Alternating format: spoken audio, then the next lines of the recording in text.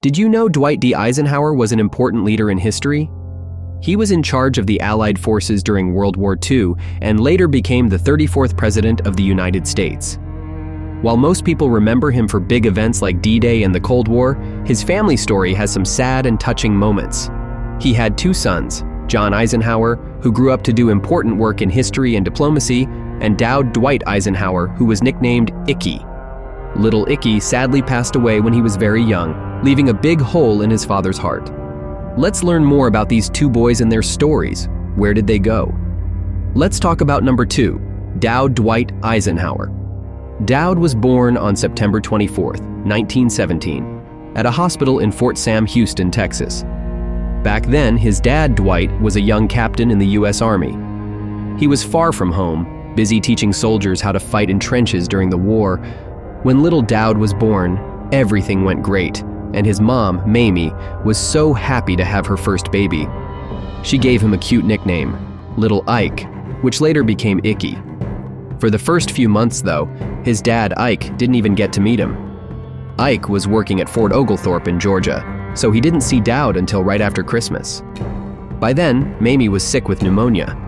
Ike had to be away a lot for work, going to different places on assignments, while Mamie and IKE stayed with family in Denver. In 1918, after World War I ended, Ike got sent to Fort Meade in Maryland. Finding a place to live was still tough, so Mamie and little IKE went back to Denver, where Mamie's family helped take care of him. In 1920, the family was finally back together, and they made their first real home. They moved into an old Army barracks at Fort Meade. It wasn't very nice at first, but they fixed it up to make it cozy. IKE turned 3 that year, and he was such a sweet and funny kid that all the soldiers loved him. The soldiers thought little IKE was so special that they made him a tiny uniform and called him their mascot. Dwight Eisenhower, his dad, was so proud. He loved showing off his son every chance he got. Mamie, IKE's mom, was so happy too. The family was the happiest they had ever been, but that happiness didn't last. On Christmas Eve in 1920, IKE got really sick with scarlet fever. Back then, there wasn't any medicine to help. He had to stay all by himself in quarantine so no one else would get sick. Mamie got sick too, so when IKE passed away in his dad's arms on January 2nd, 1921, Mamie was still recovering and couldn't be with them. It was such a sad time for the family. Ike once said that losing his son was the saddest and hardest thing he ever went through, something he could never fully forget. IKE was first buried in Denver with the Dowd family. But in 1966, when Eisenhower was older and not feeling well, he had IKE moved to the Eisenhower Presidential Library in Abilene, Kansas. Today, IKE rests peacefully with his parents in a small white chapel. His life was short, but he is remembered with so much love.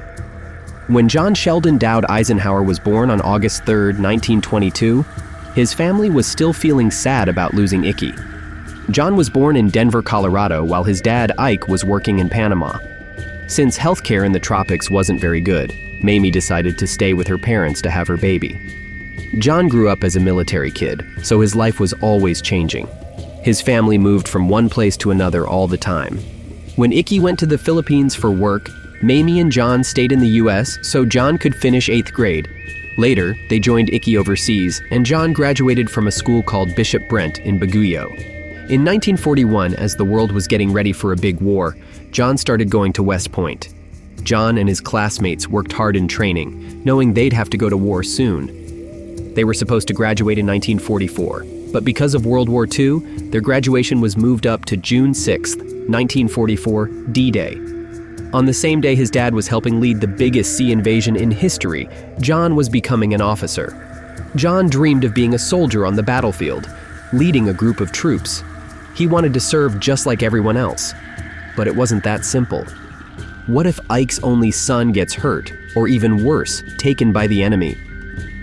That worry kept John away from the front lines. Instead, he worked in offices, helping with paperwork and gathering important information in England and Germany during the war. In 1947, John got married to Barbara Thompson. She was the daughter of Colonel Percy Thompson. John and his wife had 4 kids: David, Anne, Susan, and Mary. And yep, that's the same David who later married Julie Nixon. Richard Nixon's daughter. After World War II, John went back to school and got a master's degree in English literature from Columbia University. Then he started teaching at West Point. But when the Korean War began, he had to go back to the battlefield, this time as a leader on the front lines. At the same time, his dad was running for president. Talk about bad timing. John shared years later that he and Ike had a really serious talk during this time. If John got caught, he couldn't let the bad guys use him to hurt anyone else. He would have to do something really hard, end his own life. That's how serious things were back then.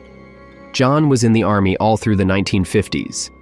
When President Eisenhower was in charge, John worked on important things behind the scenes.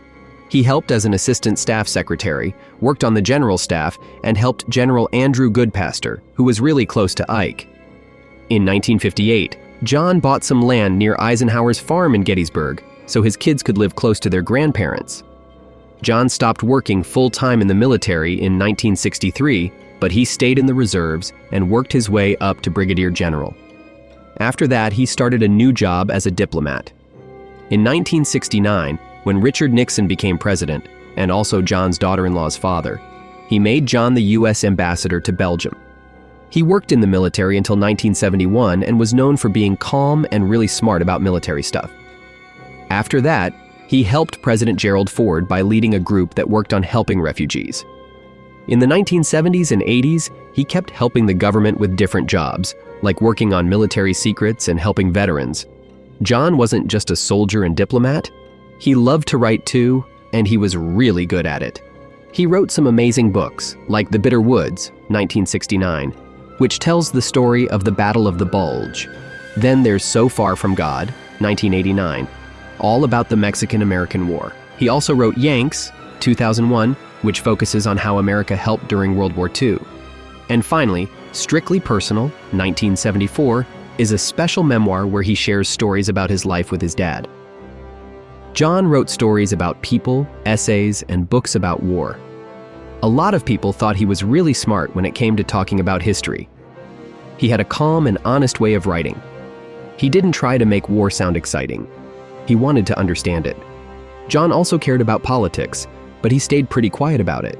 Sometimes he wrote articles or gave interviews, especially when he thought America was getting involved in too many wars. Even when he got older, John kept writing, talking to people, and working with other historians. People would often ask John Eisenhower about his dad. John thought highly of his father, but would always say, "My dad wasn't perfect." John Eisenhower passed away in December 2013, at the age of 91, at his home in Trapa, Maryland. He was laid to rest at West Point, where his journey in the military first began. It felt like everything had come full circle. One of Ike's sons had a short life that deeply impacted their family. The other John lived a long life full of service, learning, and hard work.